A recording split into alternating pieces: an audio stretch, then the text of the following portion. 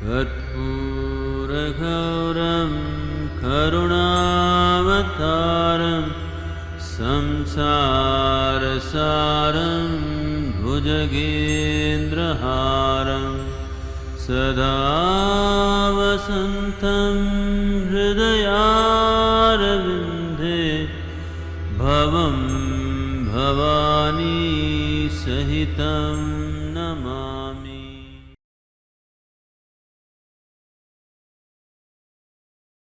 Chris, how have people in your life reacted to your spiritual path? Is it something that you openly convey or only communicate if asked directly? I know most Eastern spiritual traditions don't proselytize, but how can we help others otherwise? Well,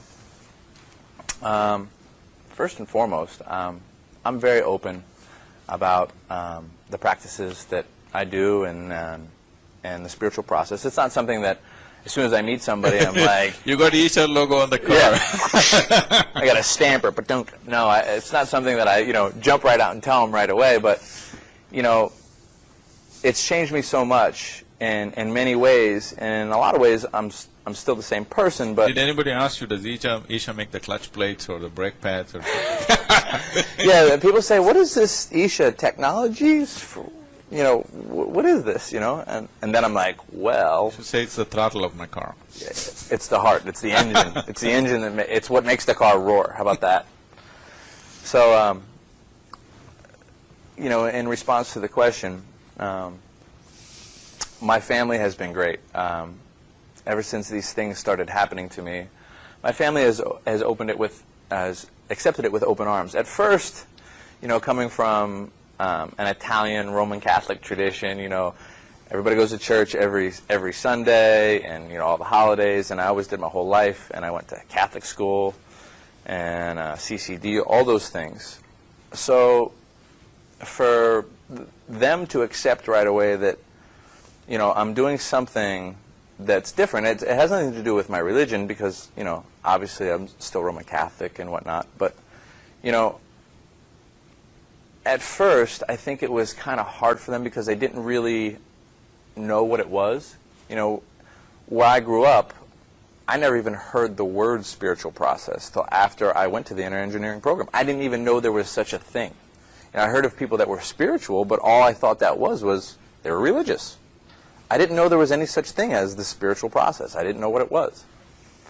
So I think at first it was a bit of a challenge for them to kind of wrap their head around it. But shortly after, 6-8 months after I did the program, and they saw all the changes that were happening within me and my health skyrocket, the acceptance came really fast. And really fast they said, where's that inner engineering program again? And maybe we're interested in signing up, because, they wanted a little bit of what was happening to me. So, after that, both my parents have done the inner engineering program with you, and 3 of my 4 sisters. It's been a wonderful ride, I must say that. And a lot of people that say I haven't seen in a long time, that the second they see me now, right away, they're like, something's different about you. And at first they can't put their finger on it, but they'll come back and say, we've never seen you calm like this. Like, I was always... Oh, they call this calm? This is calm. That's the scary part. This is calm. I was always running 1,000,000 miles a minute, always. And now the fact that I can even sit kind of still is unbelievable to them. The fact that I can, sit in one place and not want to go nuts it's a miracle. So I can't speak for cultures around the. I can only speak from my experience, and my experience is, it hasn't been hard at all. Sure, at first, people that don't understand what's happening with me are a little taken back, because they have their own ideas. They don't really know, and it's perfectly understandable. But the second you spend some time and see that, wow, I'm really okay with whatever is happening, and it allows me to live my life very effortlessly, it's not going to be very long until you want a piece of it too. So, I mean, that's just how I look at it. I'm very open with my practice, and and my system. I would like to correct the question itself, because now when you say Eastern spiritual traditions, you have a certain idea about it. We do not know what this person is exposed to. This is not a tradition. This is not a philosophy. This is not an ideology. This is not a teaching either. This is a technology. Nobody can be for any technology or against any technology. You can only use it. You don't have to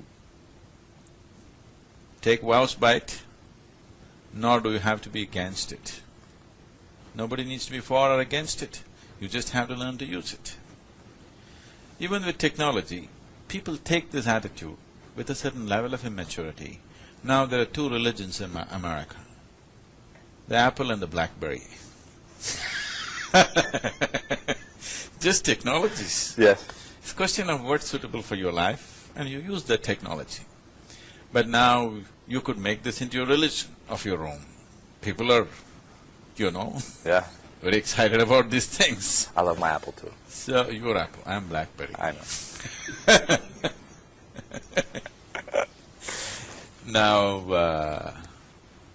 Now I think apple is too fanciful, blackberry is just work. You think without the half-eaten apple you cannot exist, okay? So this need not be there. A technology is just technology. For what work you're doing, is this technology useful? Now, whatever work you may be doing, if there is a technology to keep you peaceful, joyful, blissful, pleasant within yourself on all levels. When I say pleasantness, see, if you become pleasant in your body, we call this health, which you are experiencing. If you become very pleasant, we call this pleasure. Nothing to be done from outside. It's just in dripping with pleasure, simply sitting here. If you become pleasant in your mind, we call this peace. If it becomes very pleasant, we call this joy. If you become pleasant in your emotions, we call this love. If you become very pleasant, we call it compassion. If you become pleasant in your very life energies become pleasant, we call this blissfulness. If it becomes very pleasant, we call it ecstasy. So, this is what every human being is looking for. He wants to be pleasant on the inside, and he wants pleasantness on the outside. If your outside becomes pleasant, that's called success. This is all anybody is looking for all the time. It's true. It doesn't matter which religion you belong to, which culture you belong to, where you come from, whether you come from North America or North Pole. Everybody wants this, isn't it? Yes. Whether you are from Arizona or you're an Eskimo, you still want it. Yes. Your ideas of success may be different, but the experience of success is not different, isn't it? No. Whether you went and won a race in a record-breaking time and went and stood on the podium, what experience you have, and two kids are running and, just on the street and he ran faster than the other, what experience is it? It's not different. It's not different at all. It's just you are relating your experience too much to other people's appreciation, which is the wrong way to live. If the whole world says this, it should make a difference. If the whole world says this, it should make a difference. If you are living at your full level of pleasantness possible within you, full level of competence, you are exploring all the time, and everything that's possible, you are on full throttle. If you are, you will see whether somebody does this to you or this to you makes no difference. So now, stop calling this Eastern or Western. Technology is neither Eastern nor Western. Technology is just that which works. So that you don't have any doubt about this, that's why I labeled it as inner engineering. Engineering means doing things the way it works. You want your car to be well engineered, right? Yeah, absolutely. But what about yourself? Is it not very important that I am well engineered within myself, so at least I am happening the way I want myself to be? We want to engineer something because we want it to have it the way we want it. So before you have anything in this world the way you want it, The most important thing is that you have this one the way you want it. Yes. If this one thing is not the way you want it, nothing is ever going to be nice for you. So, this is just a technology, and technology can be easily spoken to, can be conveyed even technologically, through technological means, which we are doing online these days. So whatever your culture may be, whatever your religion may be, you can still use a cell phone. Okay, we are divided on the brand, but I won't hold it against you, though. I promise. so whatever it may be, we can still use it if you learn to use it. So whatever your religion may be, whatever your culture may be, whatever your belief systems may be, you can still learn to use this gadget. This is the gadget, please know this. This is the most sophisticated gadget on the planet. If you learn to use it, life will become incredible. Beyond all your wildest imaginations, life will become so absolutely incredible. If you just know where the keyboard is for this one. Or the starter. I think they have a starter. Don't tell me they didn't get started. What if they can't find the pedals? Yes. That's the problem. They don't know where the throttle is. That's the problem. Hopefully the shift linkage is working, too. Okay, today I broke the shift linkage, I'm sorry. That's okay. These things happen, you know. We go out and we race a car hard and, you No, know. that's because I raced it hard, it was fragile. Maybe I weakened it, you know. I weakened it before. Okay. Oh, this question is for you, Sadhguru. Sadhguru, I would like to have an experience like you had in Chamundi Hills. And afterwards, I want to experience the utmost pleasantness within myself, as you say. I would like to be enlightened. What can I do to bring that process about? Oh. Wow.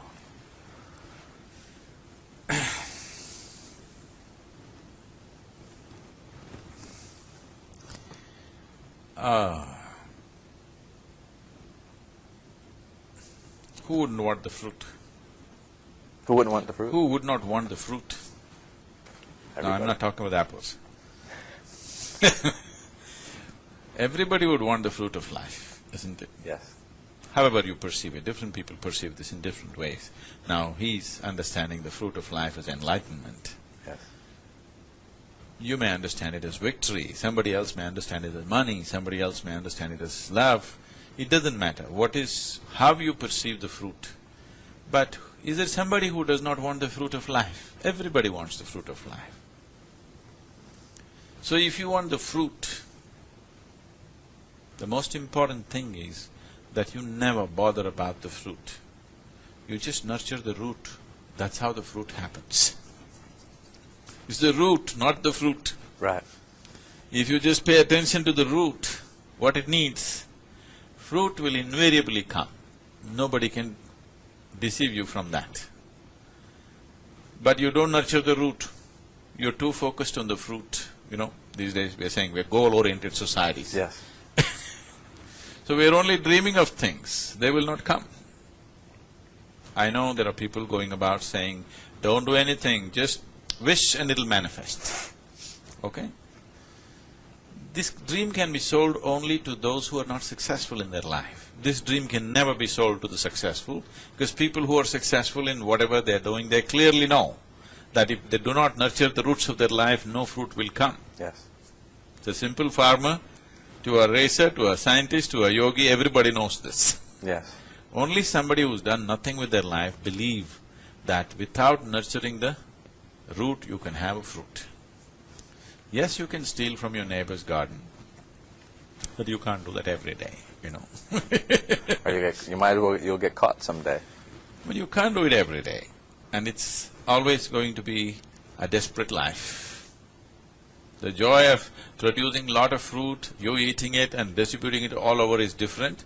You trying to steal one fruit from somebody else is a very different experience. Even if you manage to steal every day, it's a very different experience of life. You will not know the joy of the fruit. You will have the fruit in your hand, but you will not know the joy of the fruit, isn't it? So essentially, I want you to understand, when you say enlightenment, you're talking about the ultimate fruit of life. And you're also mentioning And not only that, and what happened afterward. But you're not interested in what happened before. The process that I went through before that, not interested. You're only interested in the harvest. Don't be interested in the harvest so much. Yes, harvest is important in the end, but you don't have to bother about the harvest if you take care of the cultivation and planting and seeding and everything properly. Harvest will come. Why will it not come? So you must have been asking, the question you should have been asking, Sadhguru, what did you do so that such a miraculous thing happened to you on Chamundi Hill? No, you're asking all the things that happened afterward are too fantastic. How can I get it? All right, that's how you look at it, it's fine. But I want you to know this. This is one thing you can do. One simple thing you can do is just this. This is the only thing I did in my life. One thing is, when I was 3-4 years of age, I clearly realized that I know nothing about life, which is a fact even today for everybody, you know.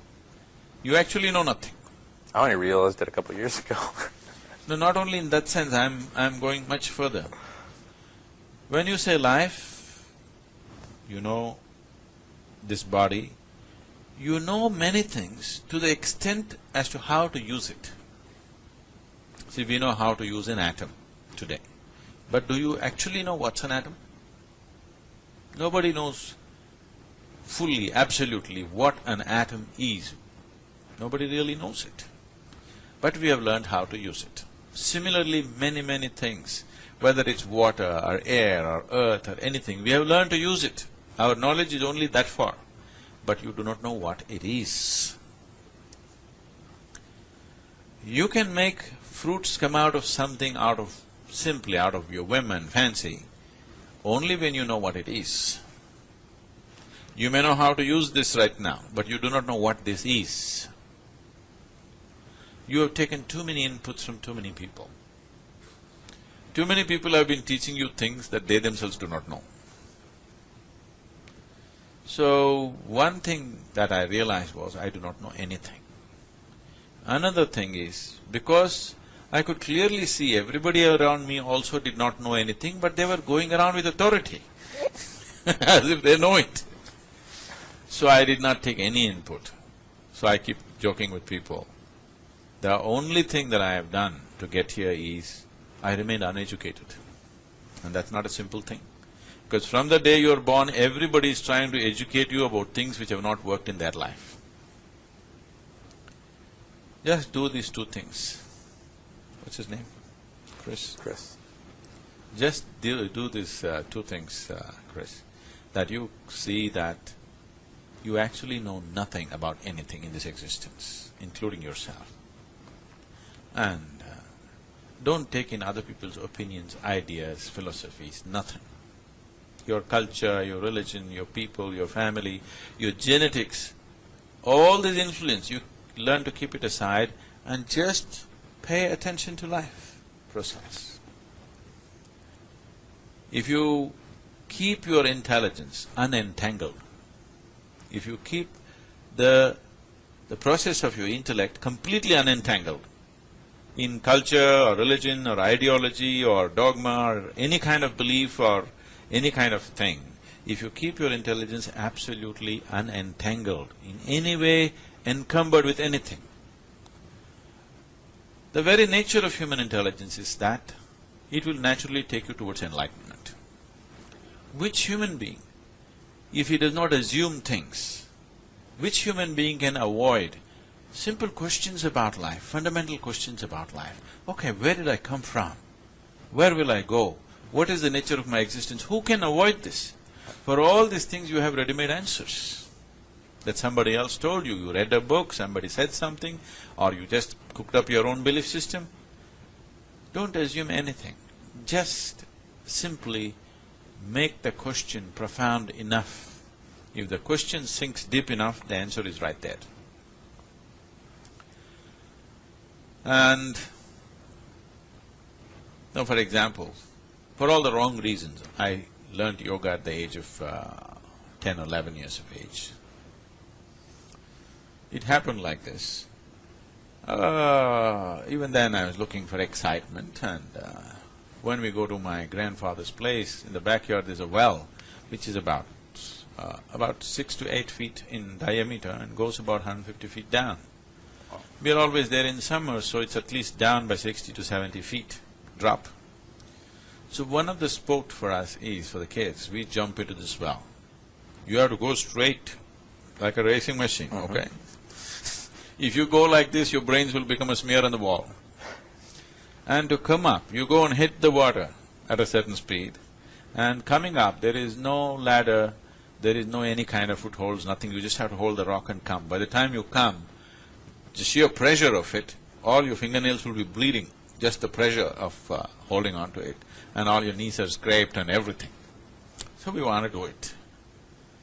And I'm pretty good at it. One day we were doing this, and an old man over 70 years of age came by. He was just watching us. We ignored, he's too old to be noticed, you know. Like people think about me now. And he just went and jumped into the well. I thought, this is it, he's finished. But to my amazement, he came up faster than me. Suppose today I drove faster than you, you would… So that's what happened to me. I'd hand you the helmet. So he came up faster than me. So I kept my pride aside and asked, okay, how? He said, come and do yoga. So I followed him. He taught me some simple yogic practices. At the age of 11, I was just about 11 at that time, I started. Till I was 25 years of age. Without a single day's break, I did it. I had no spiritual inclinations. My only thing is, physically, mentally, I want to excel, I want to be somewhere. So, it definitely set me apart. Both physically and mentally, in any group of people it set me apart, no doubt. The yogic practices did that to me. I never imagined there's another dimension to it. So whatever this Chamundi Hill experience is, that's what, that was a surprise for me. There's something else packed into it.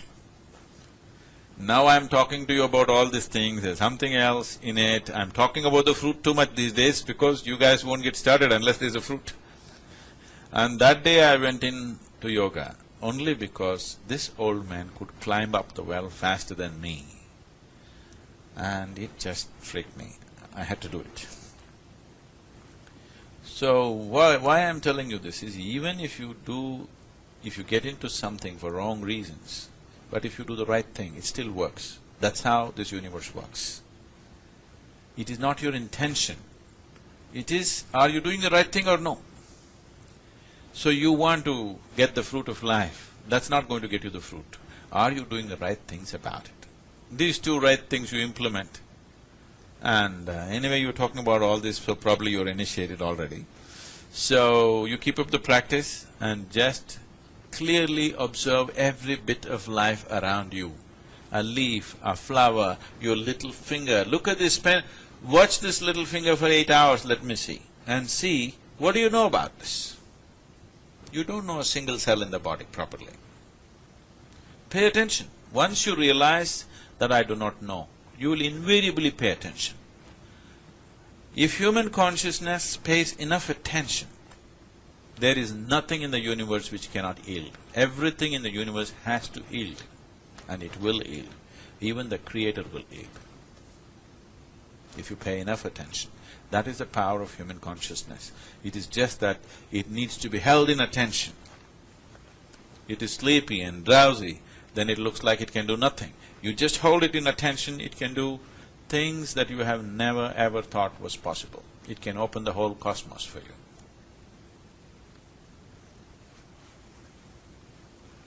All right. Dear Sadhguru, on one hand, the involvement and participation of people in spiritual matters is enormous now. On the other, negative aspects such as corruption, violence, etc., are also rising.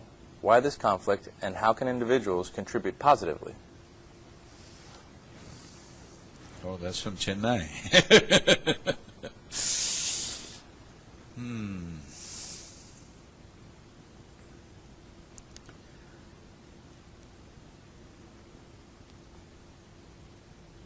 Spiritual awareness is, yes, definitely it's more alive than it's been in the last century, I would say,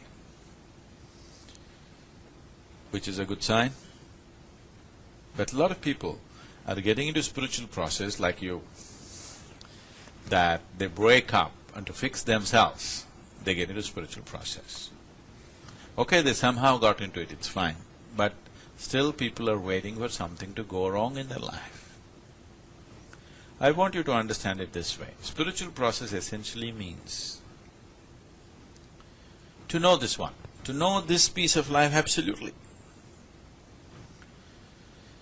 If you want to drive your machine, well, the more you know about it, the better off you are, isn't it? Yes. Otherwise, you don't have to go to the garage. Let them build a car, you just take it in the racetrack and swing it. It's not going to work like that. No.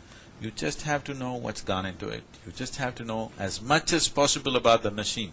That's when you can drive it well. If that is so with a car, if that's so with your cell phone, is this not true with this gadget? Yes. The more you know about it, the better. So spiritual process is not something that you start at the end of your life when you're no good for anything, or when something has gone wrong. This is something that must begin at the beginning of your life. Before you step into active life, there must be a spiritual process in everybody's life. This is how it used to be in India, just a few generations ago. But for whatever reasons, that's been broken now and, people go into it after things have gone wrong with themselves. Life should begin with spiritual process. Why people think spiritual process is the end of life is because they have a completely negative image of what a spiritual process is. Like the first question indicated, yes. If you turn spiritual, you will become no good for anything. Yes. No, you will be good for just about anything. If you turn spiritual, you will be good for just about anything in the world and beyond, I'm telling you. So, spiritual process definitely is on the rise, that's a good thing. Corruption is on the rise. It's always been there. It is just that today there is more money to be made. Earlier they were doing petty levels of corruption, today they're doing mega-sized corruption in the technology. world, and particularly in India where he's talking from. Because everything is happening on a larger scale.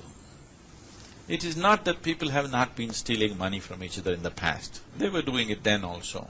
But the volumes were small, so you didn't see it as very big. Now the volumes have become so big. To handle this much volume, no more individual people can be handling those things. We need effective systems to handle it because the volumes have increased so much, like never before. So wherever there are no proper systems, naturally individual people will exploit it and make the situation very corrupt, which is what he's talking about. About violence, let me inform you, the world is less violent than ever before. Now we're sitting here in Los Angeles. 1,000 years ago, if we were sitting here, and 1,000 people died in Chennai, is it off? It's gone off? If 1,000 people died in Chennai, we would be sitting here looking at the sunset, looking at the ocean and the bay and think world is absolutely wonderfully peaceful. Yes. Now something is happening in Egypt. Still not many people dead, fortunately. A little bit of heat.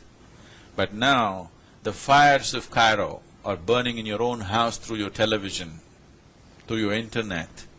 It's burning in your sitting room, it's burning in your bedroom. I don't know if you have a television in your bathroom. It's burning on my iPhone too. Huh? It's burning on your phone, burning into your head. So, it is our ability to communicate which makes it look like all the blood and gore flows into our homes. Yes.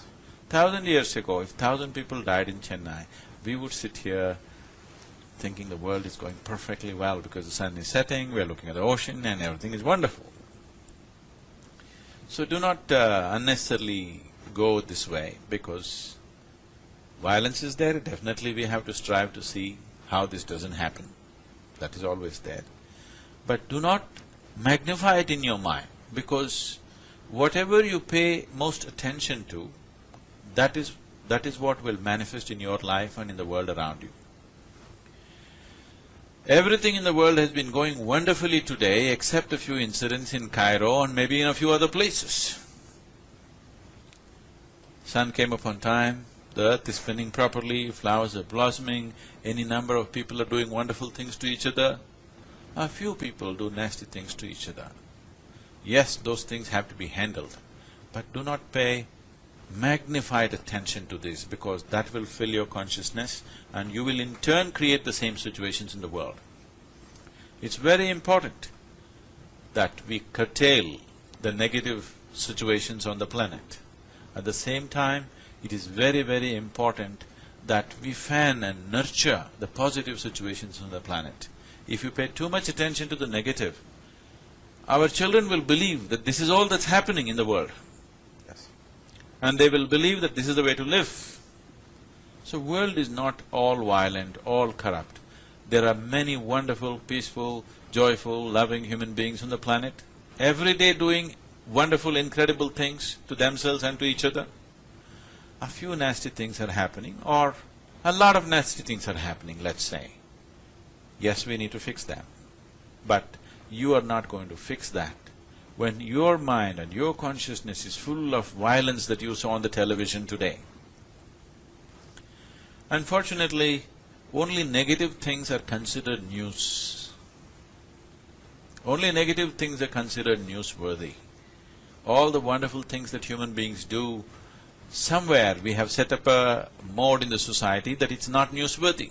So it's time that we develop a caliber of journalism on the planet which highlights the positive on the planet. This does not mean glossing over the negative. Yes, we must face the negative, no question about it. We must fix the negative, no question about it. But it's very, very important the positive is nurtured. I take another question. Hello, Chris. All the car racers should have a highly concentrated mind control to make right decisions very quickly. How do you guys generally develop such capability? Is it by interest or by sadhana towards what you would want to be? Wow. Mind control. Right decisions very quickly. Wow. Are they talking about… is he talking about you? I hope he's not talking about me. I wish I had mind control. No, just kidding. Wow. Let me think about that. Yes, every driver it's very important for a driver to have a high level of concentration. If you can't focus all your attention, as Sadhguru was saying, to one thing, there's no way that you can really excel in that, Not that you have to have mind control or say, oh, I have to do this, I have to do this. It's not that. At least I don't feel it's that. And in my experience, I was always very passionate about going fast and about having such machines on the edge. But I paid attention, close attention, to that line that he was also speaking about, the line that you can't cross.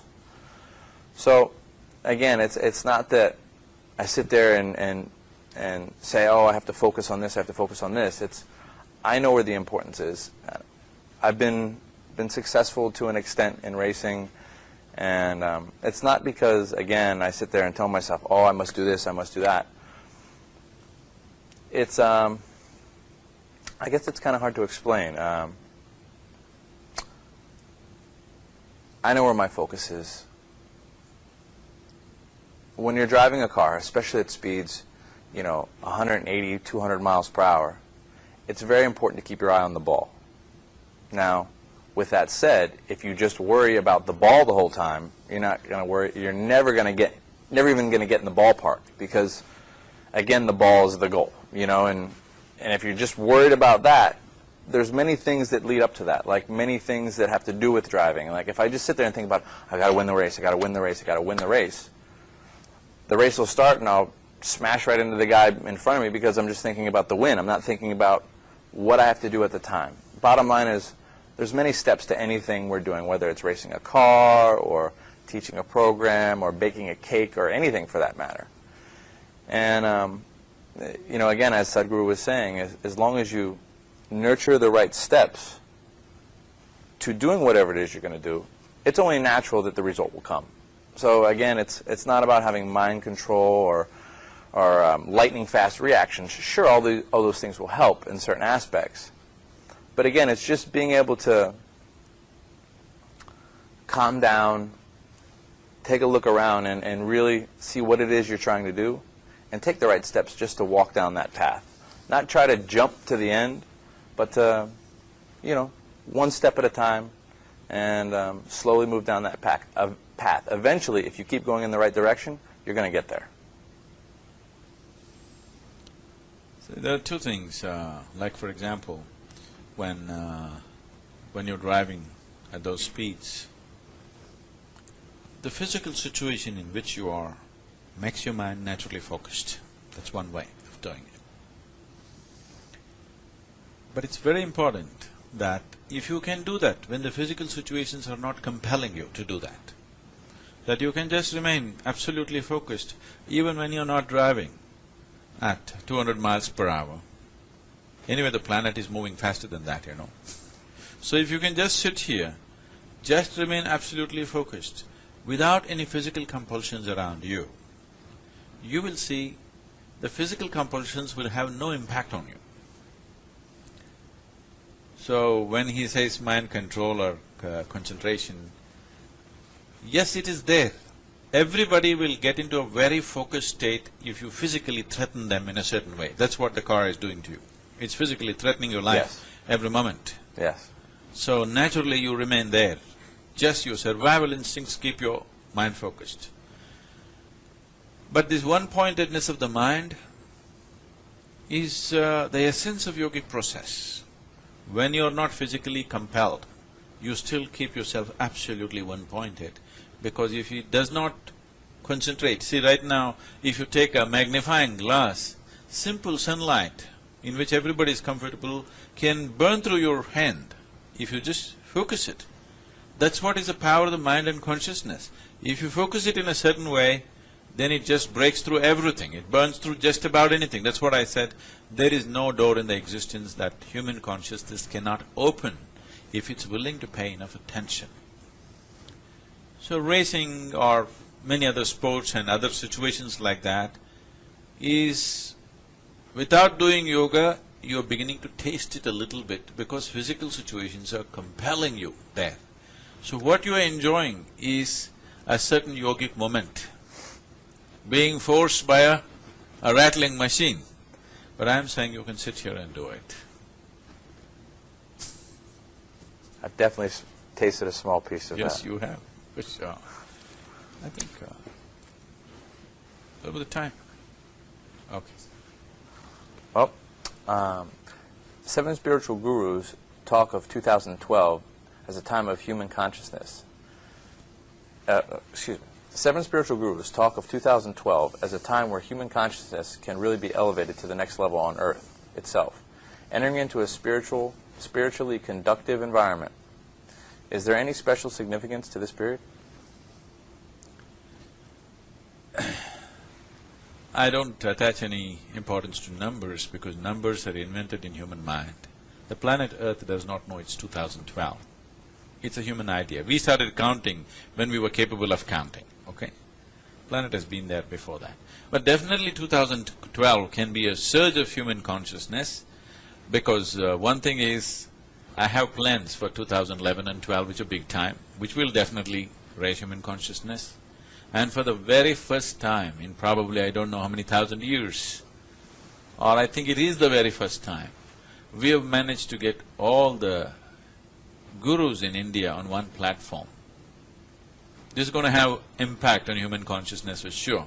People following various different kinds of paths, different kinds of systems, we have put all of them on one platform which we call as Guru Sangamam. It's a confluence of the gurus.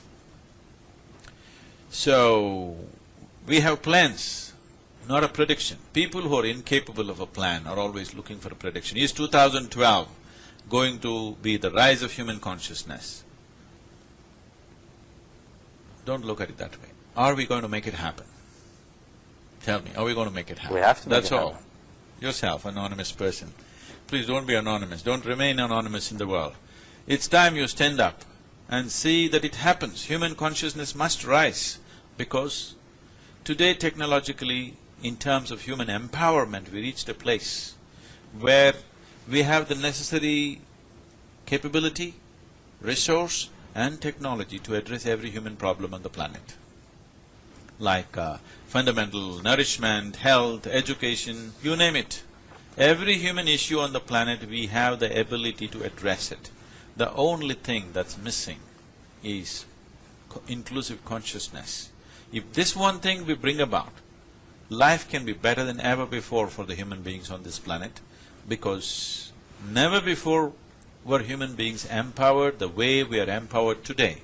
Only thing that's missing is consciousness. So now will you wait for a prediction to come true, or will you make it happen? I have a plan. Please join the plan. Let's make it happen. Let's make it happen. That's good.